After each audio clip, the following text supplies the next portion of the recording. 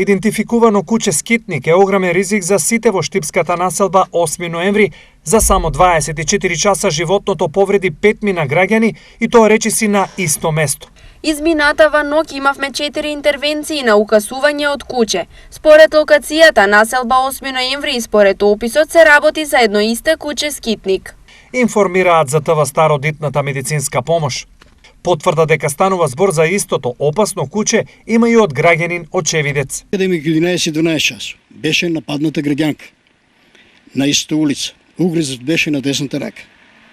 Дојде брза помош и ја однесе жената.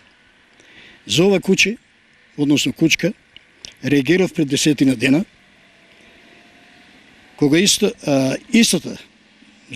без сведок на угриз исто од куќе на дотично лице од 8 ноември. Овој агресивен биланс од страна на само едно животно за 24 часа е причина за ургентно решавање на проблемот. Јас како одговорен на секторот за инспекцијски надзор веќе пријави на овластениот оператор и се очекува во секој може момент да пристигнат и да ги заловат. Значи локациите се дадени, ќе биде со нив во присуство со Сдруженијето за заштита на животните, присуство на инспектор. Веќе направивме една акција оваа недела, тоа беше во понеделникот, но на жалост тогаш не можевме да ги пронајдеме овие кучиња. Во однос на здравствената состојба на укасаните граѓани, болничките извештаи потврдуваат дека тие се во фаза на лекување.